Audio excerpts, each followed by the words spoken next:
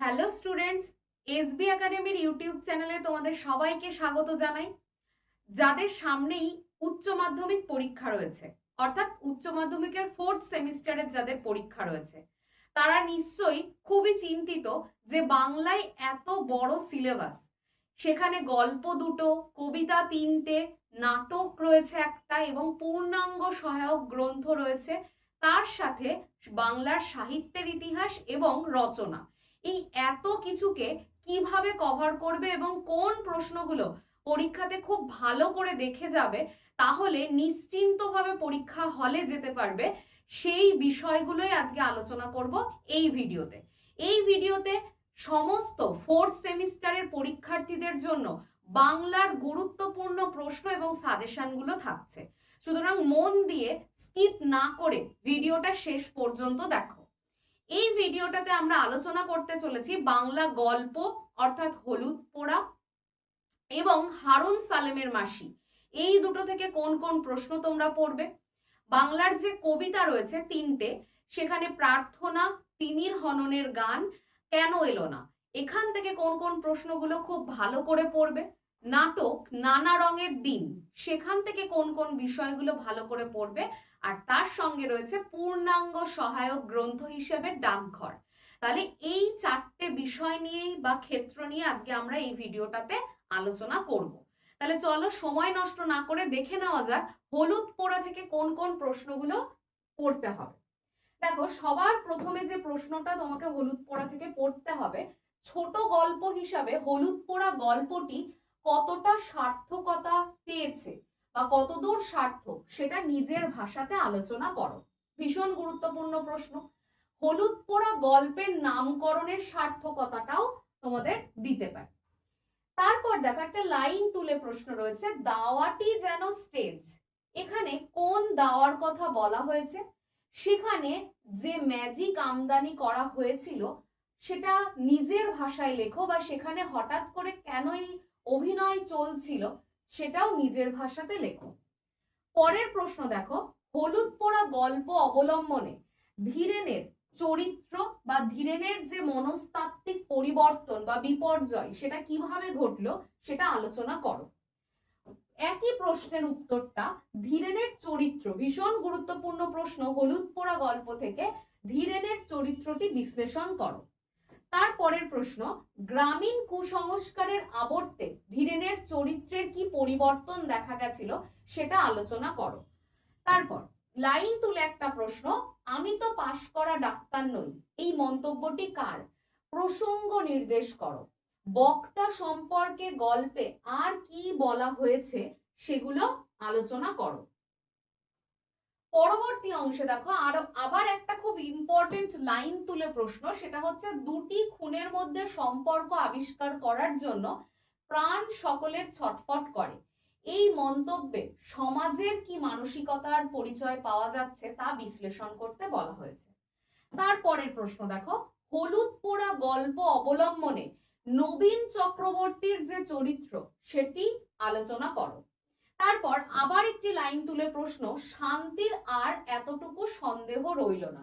এখানে কোন বিষয়ে শান্তির সন্দেহ ছিল না, শান্তির প্রতিক্রিয়া কি ছিল সেটা আলোচনা করো।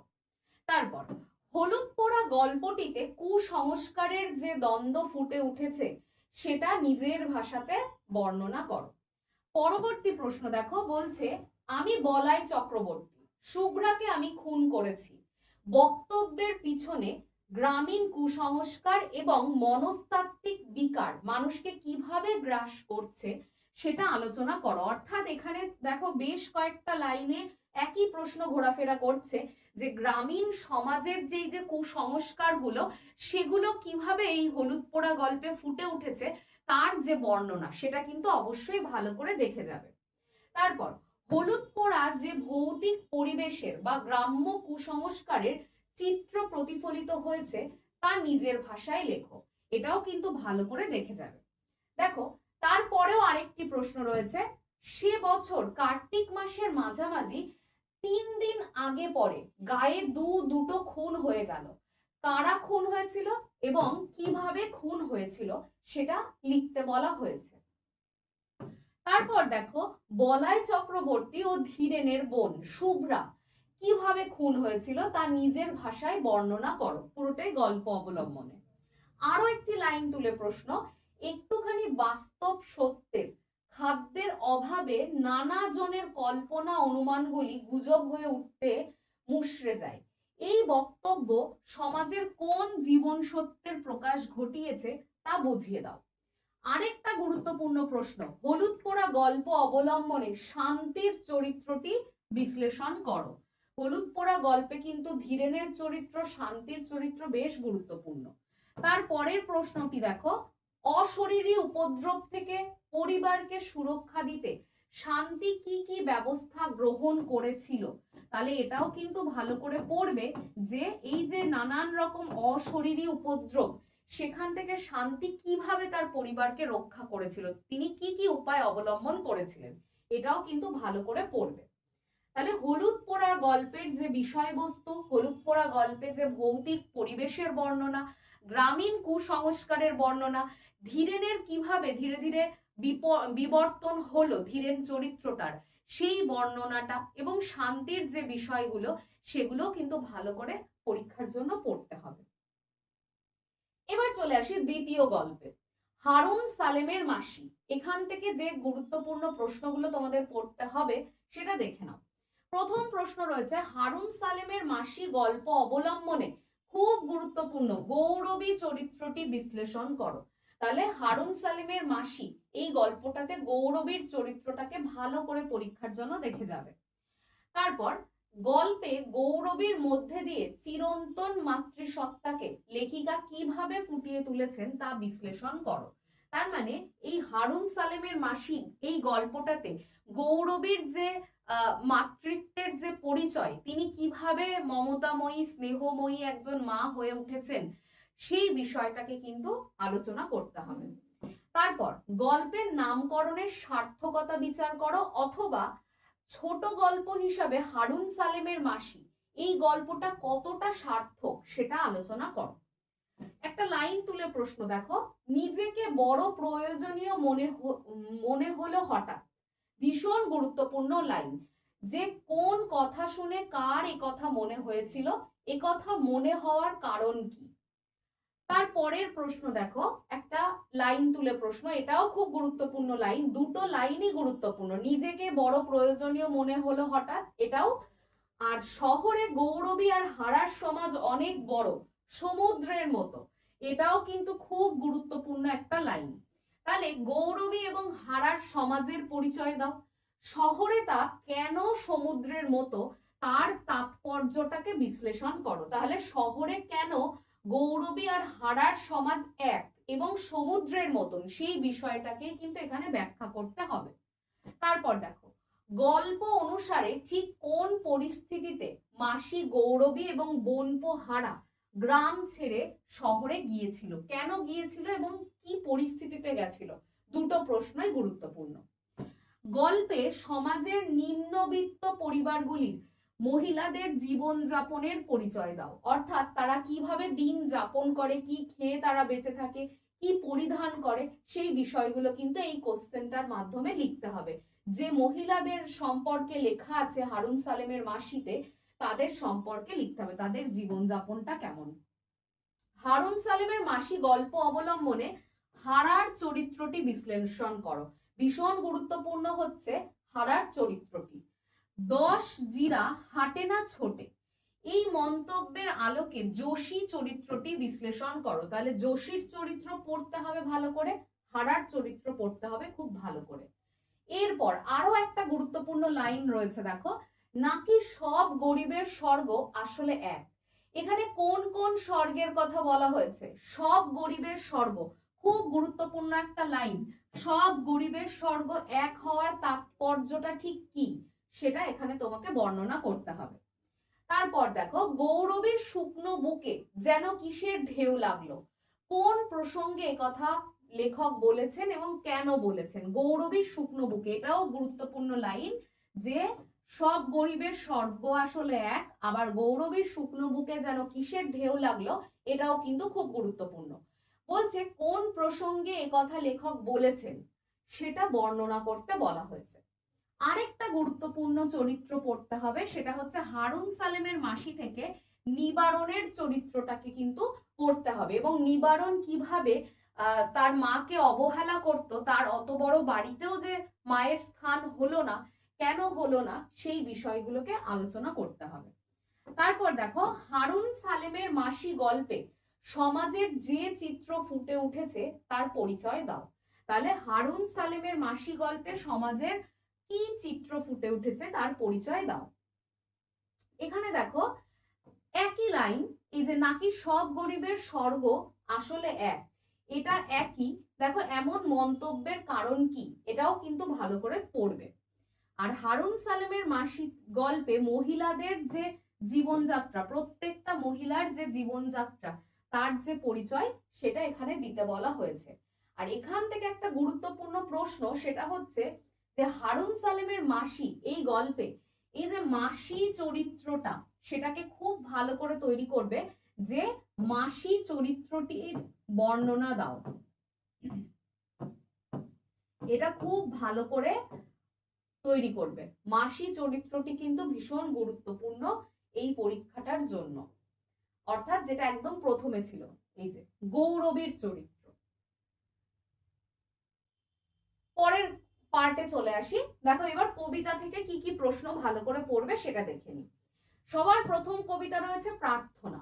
সেখান থেকে কি কি পড়ছো? প্রার্থনা কবিতায় কবি কিভাবে ভারতবর্ষকে স্বর্গে জাগরিত করার কথা বলেছেন তার নিজের ভাষায় আলোচনা করো। মানে ভারতবাসীকে কিভাবে কি কি কাজ করলে ভারতবর্ষ আবার আগের মতন হয়ে উঠবে স্বর্গ, তার পরিচয় দিতে বলা হয়েছে। এটার প্রসঙ্গে একটা লাইন তুলে প্রশ্ন আসতে পারে, ভারতের সেই স্বর্গে করো জাগরিত। স্বর্গ সম্পর্কে কবির ভাবনাটা ঠিক কি, মানে স্বর্গ হওয়ার জন্য কি কি থাকা দরকার, তাহলে সেই জায়গাটাকে আমরা স্বর্গ বলবো। তারপর দেখো, ভারতের সেই স্বর্গে করো জাগরিত, এই উক্তিটি কাকে উদ্দেশ্য করে বলা হয়েছে, আর এই মন্তব্যটির যে প্রসঙ্গ বা তাৎপর্য, সেটা ব্যাখ্যা করো। তারপর দেখো, যেথা গৃহের প্রাচীর আপন প্রাঙ্গণ তলে দিবস সর্বরি বসুধারে রাখে খণ্ড ক্ষুদ্র করি। এখানে গৃহের প্রাচীর বলতে কবি কি বুঝিয়েছেন, এটা ভালো করে পড়বে। অংশটির মধ্যে দিয়ে, পুরোটার মধ্যে দিয়ে তিনি কি বলতে চেয়েছেন, আর কি কি কারণে বসুধা খণ্ড ক্ষুদ্র হয়ে যায়, তাহলে এটাও পড়বে। এই লাইনটা থেকে যত রকম প্রশ্ন হয়, যেথা গৃহের প্রাচীর আপন প্রাঙ্গণ তলে দিবস সর্বরি বসুধারে রাখে খণ্ড ক্ষুদ্র করি, এই লাইনটা তুলে ভালো করে প্রশ্নটা তৈরি করবে। পরের অংশে চলে এসো। দেখো প্রার্থনা থেকে আরেকটা গুরুত্বপূর্ণ প্রশ্ন, চিত্ত যেথা ভয় শূন্য উচ্চ যেথা শির, চিত্ত কোথায় কিভাবে ভয় শূন্য হবে, আর উচ্চ যেথা শির এই কথাটার অর্থ কি। এই দুটোর যা উত্তর সেটা মিলিয়ে দেখো আরো একটা প্রশ্নের উত্তর হতে পারে, কবি আকাঙ্ক্ষিত স্বদেশ অর্থাৎ ভারতের মানুষের ভয় শূন্য চিত্ত এবং উচ্চ শির হওয়ার জন্য কি কি উপযোগিতা আছে, সেটা লিখতে বলা হয়েছে। পরের প্রশ্ন দেখো, তুমি সর্বকর্ম চিন্তা আনন্দের নেতা, এই উদ্ধৃতিতে তুমি বলতে কাকে বোঝানো হয়েছে। আর দেখো তুমি প্রাসঙ্গিকতার উল্লেখ করো, কেন হঠাৎ করে তোমাকে, বা এখানে আসলে পরমেশ্বরকে বোঝানো হয়েছে, যে কেন তাকে এই যে সর্বকর্ম চিন্তা আনন্দের নেতা বলা হয়েছে সেটা বুঝিয়ে দাও। এই যে বলা রয়েছে নেতা বলতে কবি কি বুঝিয়েছেন, আর কবির ঈশ্বর ভাবনার পরিচয় দাও, তাহলে এটা পড়তে হবে। প্রার্থনা কবিতা অবলম্বনে কবির মানব কল্যাণের জন্য যে ভাবনা এবং দেশাত্মবোধের যে পরিচয়, সেটা আলোচনা করো। তারপর সর্বশেষে দেখো প্রার্থনা কবিতার নামকরণের যে সার্থকতা এবং তার সাথে সাথে বিষয়বস্তু, দুটোই ভালো করে পড়বে, যে প্রার্থনা কবিতার নামকরণের সার্থকতা কি আর এই কবিতাটির বিষয়বস্তুটা আসলে কি, এটা ভালো করে পড়বে। পরবর্তী কবিতা থেকে দেখো কি কি পড়বে, কেন এলো না পরবর্তী কবিতা। প্রথমেই লাইন তুলে প্রশ্ন, জানালার দিকে মুখ করে ছেলেটা বই নিয়ে বসলো মাদুরে, ছেলেটি কোন বই নিয়ে বসেছিল এবং কেন, আর বই নিয়ে বসার পর কি কি ঘটেছিল পড়তে হবে। এরপর দেখো আরেকটি প্রশ্ন রয়েছে, সামনে ইতিহাসের পাতা খোলা। এখানে ইতিহাসের পাতার তাৎপর্য কি, ইতিহাসের বই পড়ায় ছেলেটির মন নেই কেন, এটাও কিন্তু ভালো করে পড়তে হবে। তারপর দেখো পড়ার গায়ে খুন্তিটা আজ একটু বেশি রকম নড়ছে, কখন এমন পরিস্থিতির সৃষ্টি হয়েছিল, উদ্দিষ্ট ব্যক্তির মানসিক অবস্থার পরিচয় দাও। তারপর গলির দরজায় ছেলেটা দাঁড়িয়ে, ছেলেটার দাঁড়িয়ে থাকার কারণ কি ছিল, ছেলেটা দেখে আসতে গেল, ছেলেটা কি দেখে আসতে গেছিল এবং তার পরিণাম কি হয়েছিল সেটাও কিন্তু এখানে দিতে পারে। পরের পার্টে দেখো কেন এলো না থেকে কি কি প্রশ্ন রয়েছে, মৃত্যুর পাশ কাটিয়ে বাবা এলো, ছেলে এলো না, বাবা ও ছেলের পরিচয় দাও, উদ্ধৃতিটির প্রসঙ্গ সহ তাৎপর্য বিশ্লেষণ করো। ভীষণ গুরুত্বপূর্ণ লাইন, মৃত্যুর পাশ কাটিয়ে বাবা এলো, ছেলে এলো না। তারপর মৃত্যুর পাশ কাটিয়ে বাবা আসার তাৎপর্য ব্যাখ্যা করো, ছেলে কেন ফেরেনি সেই মর্মান্তিক ঘটনার বিবরণ আলোচনা করো। তারপর দেখো কেন এলো না কবিতার মূল যে বিষয়বস্তু সেটা আলোচনা করতে বলা হয়েছে, কবিতায় প্রিয়জনের না ফিরে আসার যন্ত্রণা কিভাবে ফুটে উঠেছে সেটা সংক্ষেপে লেখো। তারপর কেন এলো না কবিতায় কবি যে ঘটনার বিবরণ দিয়েছেন সেটাকে বর্ণনা করতে বলা হয়েছে। তারপর আরেকটি গুরুত্বপূর্ণ লাইন, হিজিবিজি অক্ষরগুলো একগুঁয়ে এবং অবাধ্য, উৎস সহ উদ্ধৃতাংশের তাৎপর্য আলোচনা করো। হিজিবিজি অক্ষরগুলো একগুঁয়ে এবং অবাধ্য। তার পরবর্তী পাঠ দেখো, তিমির হননের গান থেকে কিছু প্রশ্ন। দেখো তিমির হননের গান কবিতাটির প্রেক্ষাপট উল্লেখ করো, কবি কেন তিমির বিলাসী না হয়ে তিমির বিনাশী হতে চেয়েছেন সেটা লেখো, খুব গুরুত্বপূর্ণ একটা কোশ্চেন। তারপর সেই সব রীতি আজ মৃতের মতো, সেই সব রীতি বলতে কি বোঝানো হয়েছে, তাকে মৃতের চোখের মতোই বা বলা হয়েছে কেন, ভালো করে পড়বে। কবিতায় সমাজ এবং সভ্যতার যে অবক্ষয়ের চিত্র অঙ্কিত হয়েছে এবং তা কিভাবে কবির ব্যক্তিগত জীবন যন্ত্রণার সঙ্গে মিশ্রিত হয়ে যায় তা আলোচনা করতে বলা হয়েছে। এখানে সবকটা প্রশ্ন খুব গুরুত্বপূর্ণ। তিমির হননের গান কবিতায় যে মন্বন্তরমূলক পরিস্থিতির কথা বলা হয়েছে তা নিজের ভাষাতে বর্ণনা করো। পরবর্তী প্রশ্ন, তিমির হননের গান কবিতাটির নামকরণের সার্থকতা বিচার করো। তাহলে এই সবকটাই কিন্তু তিমির হননের গান থেকে কিন্তু ভালো করে পড়তে হবে। অর্থাৎ বলা যেতে পারে যে তিমির হননের গান কবিতাটি কিন্তু একটু তুলনামূলকভাবে কঠিন। প্রার্থনা এবং কেন এলো না এটা খুবই সহজ দুটো কবিতা, তোমরা ভালো করে পড়ে গেলে অবশ্যই তোমরা এর মধ্যে থেকে প্রশ্ন পেয়ে যাবে। তাও যাদের তিমির হননের গান ভালো লাগে অবশ্যই তিমির হননের গানও তোমরা পড়ে যেতে পারো। এরপর চলে আসি নাটকের অংশে। নানা রঙের দিন অর্থাৎ নাটক থেকে প্রথম যে প্রশ্নটি পড়বে, নানা রঙের দিন নাটক অবলম্বনে রজনীকান্ত চট্টোপাধ্যায়ের যে চরিত্র সেটা বিশ্লেষণ করো। তারপর অভিনেতা রজনীকান্ত চট্টোপাধ্যায়ের ব্যক্তি জীবন এবং অভিনয় জীবন এই দুটি ভিন্ন সত্তার যে দ্বন্দ্ব সেটা আলোচনা করো। এই যে ব্যক্তি জীবন আর অভিনয় জীবন এই দুটোর মধ্যে যে দ্বন্দ্ব সেটা আলোচনা করতে বলা হয়েছে। তারপর দেখো থিয়েটারের দেয়ালে দেয়ালে অঙ্গারের গভীর কালো অক্ষর লেখা, আমার জীবনের ৪৫টা বছর। এখানে দেখো ভালো করে এই জীবনের যে কাহিনী বক্তা উল্লেখ করেছেন তা বর্ণনা করো। বলছে শিল্পকে যে মানুষ ভালোবেসেছে তার বার্ধক্য নেই, খুব গুরুত্বপূর্ণ লাইন। বক্তার এই মন্তব্যের যে অর্থ বা সার্থকতা এবং প্রেক্ষাপট আলোচনা করো। তারপর কালীনাথ একাকিত্ব নেই, রোগ নেই, মন্তব্যটির তাৎপর্য উল্লেখ করো। এর পরের প্রশ্ন দেখো, যারা বলে নাট্যাভিনয় একটি পবিত্র শিল্প তারা সব গাধা, এই লাইনটাও কিন্তু একইভাবে গুরুত্বপূর্ণ। যারা বলে নাট্যাভিনয় একটি পবিত্র শিল্প তারা সব গাধা, বক্তা কে? কোন প্রসঙ্গে বক্তা কেন এরকম সিদ্ধান্তে পৌঁছেছিলেন তা বর্ণনা করো। তারপর সেই রাত্রেই জীবনে প্রথম মোক্ষম বুঝলুম যে যারা বলেন আর্ট বা অভিনয় একটি পবিত্র শিল্প তারা সব গাধা। বক্তা কখন এবং কেন এই সিদ্ধান্তে পৌঁছেছিলেন, তাহলে এই লাইনটার ভালো করে ব্যাখ্যা পড়বে, কে এই লাইনটা বলেছিলেন মানে উদ্ধৃতিটি, এবং কেন তার এরকম মনে হয়েছিল সেটাও কিন্তু পড়বে।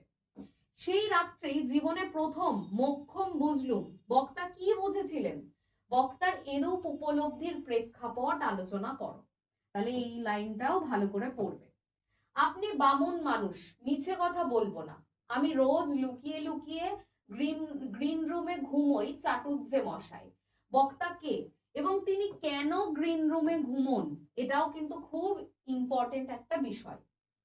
জানো কালীনাথ একটা মেয়ে, এই যে নাটকটি এখানে মেয়েটির যে বর্ণনা কালীনাথকে দেওয়া হয়েছিল তার সংক্ষিপ্ত বিবরণ দাও। আর এই রজনীকান্ত যে চরিত্রটি তার জীবনে মেয়েটির প্রভাব আলোচনা করো। তারপরে দেখো আরো বেশ কিছু প্রশ্ন রয়েছে। আমাদের দিন ফুরিয়েছে, কে কোন প্রসঙ্গে এই উক্তি করেছেন, বক্তার এই উপলব্ধির কারণ ব্যাখ্যা করো। তারপরের প্রশ্ন দেখো, হ্যাঁ কালীনাথ আমাদের দিন ফুরিয়েছে, জীবনে ভোর নেই, সকাল নেই, দুপুর নেই, বক্তার উপলব্ধির কারণ ব্যাখ্যা করো। 3 নাম্বার প্রশ্ন দেখো, আমিও তো মানুষ কালীনাথ, এই যে নাটকটি এখানে কালীনাথ কে, এই উক্তির মধ্যে দিয়ে অভিনেতা বক্তার যে নিঃসঙ্গ জীবন ও প্রত্যাশা ফুটিয়ে তুলেছেন সেগুলো বর্ণনা করো। তারপর অভিনেতা মানে একটা চাকর, একটা জোকার, বক্তার এই যে উক্তিটা তার তাৎপর্য আলোচনা করো। এটাও গুরুত্বপূর্ণ একটা লাইন, অভিনেতা মানে একটা চাকর, একটা জোকার। তারপর অভিনেতা মানে একটা চাকর, একটা জোকার, একটা ক্লাউন, বক্তার এই কথাটার তাৎপর্য, অর্থাৎ এই দুটো প্রশ্ন প্রায়ই এক। তাহলে এই লাইনটাও দেখবে। আমার কে বলেছে, কেন বলেছে, প্রেক্ষাপট কি, তাৎপর্য কি, দুটোই কিন্তু ভালো করে দেখবে। আমার প্রতিভা এখনো মরেনি, কে কখন এই উপলব্ধি করেছেন, মন্তব্যটির প্রেক্ষাপটে বক্তার চরিত্র আলোচনা করো।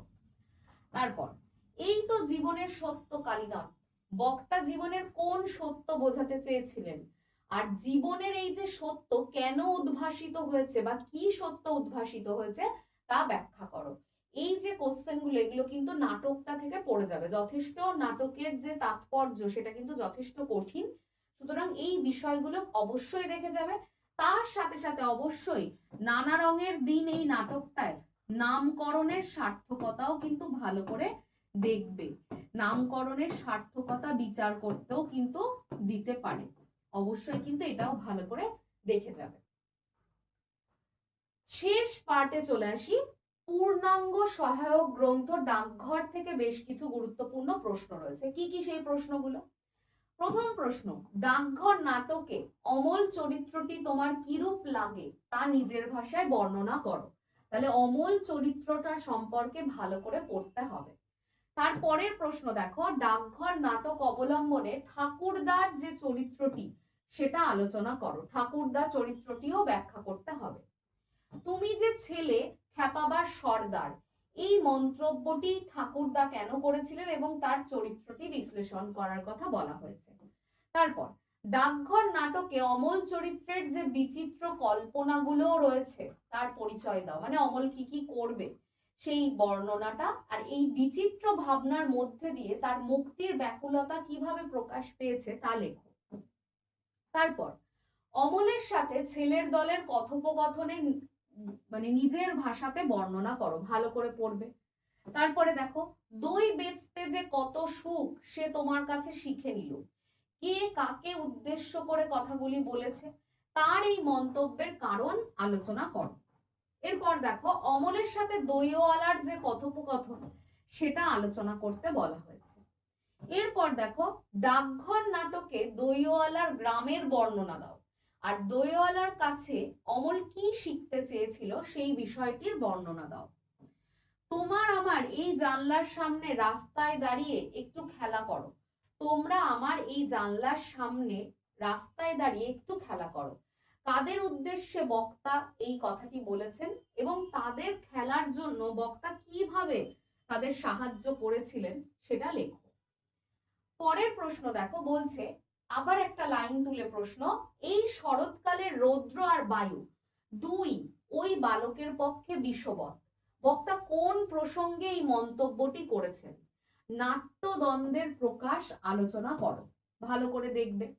তারপরের প্রশ্ন দেখো, ডাকঘর নাটকে অমলকে কবিরাজ বাইরে বেরোতে নিষেধ করেছিলেন কেন? এটাও দেখতে হবে। তারপর, আমি যে ওর জন্যে ফুল এনেছি, ওর হাতে কি দিতে পারবো না? কোন প্রসঙ্গে বক্তার এই উক্তি এবং উদ্ধৃতাংশের তাৎপর্য বিশ্লেষণ করো। ভীষণ গুরুত্বপূর্ণ। তারপর বলো যে সুধা তোমাকে ভোলেনি। কোন প্রসঙ্গে বক্তার এই উক্তি এবং উদ্ধৃতাংশটির তাৎপর্য লেখো। ডাকঘর নাটকে সুধার সঙ্গে অমলের যে কথোপকথন, দুটো কথোপকথনই পড়বে, ছেলের দলের সাথে অমলের, সুধার সাথে অমলের এবং দইওয়ালার সাথে অমলের যে কথোপকথন সেটা নিজের ভাষায় বর্ণনা করো। পরের অংশটি দেখো কি বলছে, লাস্ট পার্টটি, যে রূপক সাংকেতিক নাটক কাকে বলে এবং রূপক সাংকেতিক নাটক হিসাবে ডাকঘর নাটকের নামকরণের যে সার্থকতা সেটা লেখো। তাহলে এটা ভালো করে করবে, নামকরণ না, ডাকঘর নাটকের সার্থকতা লেখো। ডাকঘর নাটকের নামকরণের সার্থকতা আলোচনা করো। পরের প্রশ্ন দেখো, কিভাবে রাজার চিঠি অমলের কাছে এসে পৌঁছালো? শীঘ্রই যাতে রাজার চিঠি তোমাদের বাড়িতে আসে, কে কোন পরিপ্রেক্ষিতে এই কথাটি বলেছেন? সে ভারী আশ্চর্য জায়গা, কে কখন এই জায়গায় কথা উল্লেখ করেছেন, সেই জায়গায় যে বর্ণনা বক্তা দিয়েছেন তা উল্লেখ করো। এরপর ডাকঘর নাটকে ক্রঞ্চ দ্বীপের যে পরিচয় রয়েছে বা বর্ণনা রয়েছে, সেই ক্রঞ্চ দ্বীপের বর্ণনা আলোচনা করো। এই সবকটা কিন্তু এই ডাকঘর নাটক থেকে খুব খুব গুরুত্বপূর্ণ প্রশ্ন। তাহলে আমরা এখন এই ভিডিওটির মাধ্যমে কিন্তু টেক্সট থেকে কি কি প্রশ্ন গুরুত্বপূর্ণ সেটা আলোচনা করে ফেললাম। এবার অবশিষ্ট রইল বাংলার সাহিত্যের ইতিহাস এবং রচনা। সেই বিষয়েও কোন কোন বিষয়গুলো অবশ্যই পরীক্ষাতে দেখে যাবে এবং সেখান থেকেই আসবে পরীক্ষায়, তার জন্য কিন্তু নেক্সট পার্টে আরেকটি ভিডিও আসছে, সেটা দেখতে ভুলবে না। আর এসবি একাডেমির ইউটিউব চ্যানেলটিকে সাবস্ক্রাইব করে রাখবে এবং বেল আইকনটি অবশ্যই প্রেস করে রাখবে, যাতে ভিডিওটি আসার সাথে সাথে তোমরা দেখতে পারো এবং নিজেদের প্রস্তুতিটাকে আরো ভালো করে করতে পারো। আজকে যে কোশ্চেনগুলো আলোচনা করলাম এগুলোই পরীক্ষার জন্য খুব খুব গুরুত্বপূর্ণ হতে চলেছে। মন দিয়ে এই ক্লাসটি দেখো, এখানকার প্রশ্নগুলোকে ভালো করে তৈরি করো। আশা করছি পরীক্ষাতে এর মধ্যে থেকেই প্রশ্ন আসবে। দেখা হচ্ছে পরবর্তী ভিডিওতে। সবাই সুস্থ থেকো, ভালো থেকো এবং মন দিয়ে নিজেদের প্রস্তুতি নাও। Thank you.